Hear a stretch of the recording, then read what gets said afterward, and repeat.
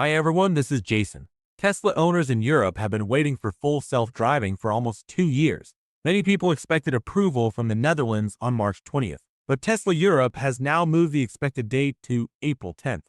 At first, that sounds frustrating, but this update also shows how much progress has already been made. Tesla says it completed the final vehicle testing stage with the Dutch RDW. It also submitted the documents needed under the UN R171 path and the European Union Article 39 exemption process. What makes this important is the amount of evidence Tesla has prepared over the last 18 months. The company says it completed more than 1.6 million kilometers of real-world FSD supervised testing on European roads, and also carried out more than 13,000 customer and sales ride sessions. On top of that, Tesla says it finished more than 4,500 track-based scenario tests. It also prepared thousands of pages of documentation covering more than 400 compliance items.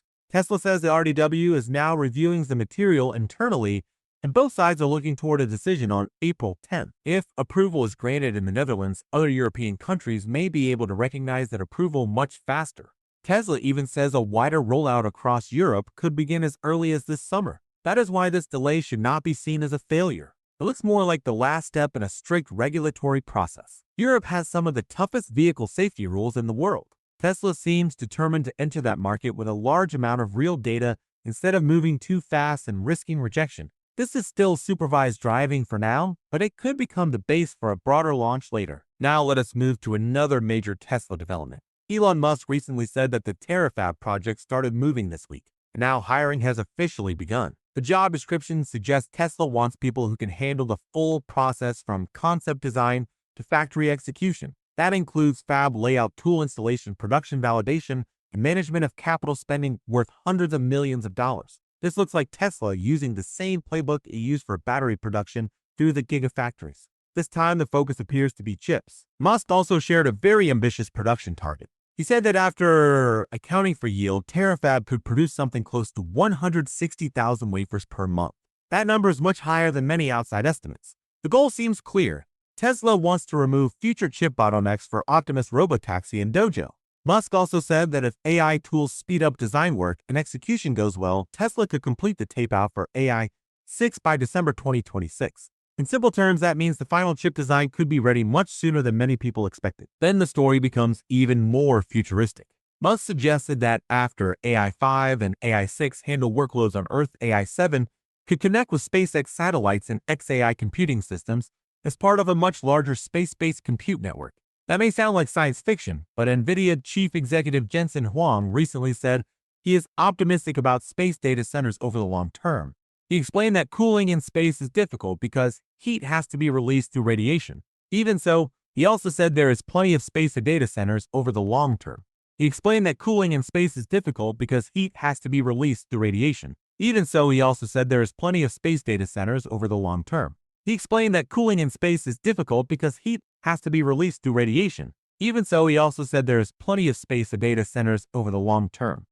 On the side, Tesla also scored another clear win. Starting now, electric vehicle drivers from Dodge, Fiat, and Maserati in North America can use Tesla superchargers. That pushes us even deeper into Tesla's charging ecosystem. The list of supported brands is now extremely large, with more than 20 major automakers connected in one way or another. Tesla has effectively turned supercharging from a private brand advantage into shared infrastructure for the wider EV industry. For many buyers, that means charging confidence becomes less about the car brand and more about whether Tesla's network is available. There was also a legal update in Autopilot. Tesla is asking a federal court in Colorado to dismiss a fatal crash lawsuit after presenting new evidence showing that Autopilot was not engaged during the incident. The company also says the driver had a blood alcohol level far above the legal limit. When the case first became public, many people assumed it was another example of Tesla driver assistance causing a tragedy. But the vehicle data now appears to show a different story. If that evidence holds up, this case may become another reminder that driver behavior still matters even when advanced assistance systems are present. The final group of updates centers on SpaceX and Boeing. According to recent reporting, NASA is considering a proposal that would give Starship a much larger role in future lunar missions. Instead of relying on Boeing's space launch system to push Orion close to the moon, Starship could meet Orion in Earth orbit and then carry the mission farther toward lunar orbit and even the lunar surface.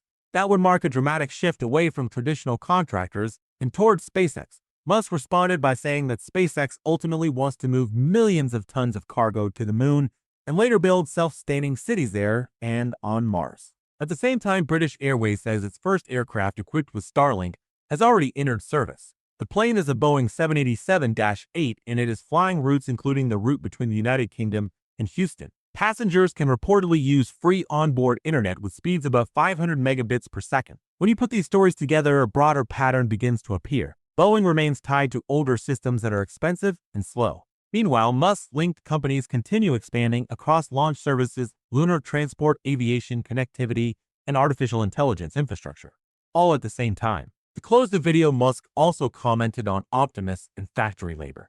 He said Tesla does not currently plan to reduce headcount. In fact, he said the company expects to increase the total number of employees while output per worker could rise sharply as humans and robots work together. That may be the clearest summary of Tesla's long-term vision. It is not simply about replacing people, it is about combining people automation software and AI so that every worker can achieve much more than before. This is Jason. Thanks for listening, and I will see you in the next update.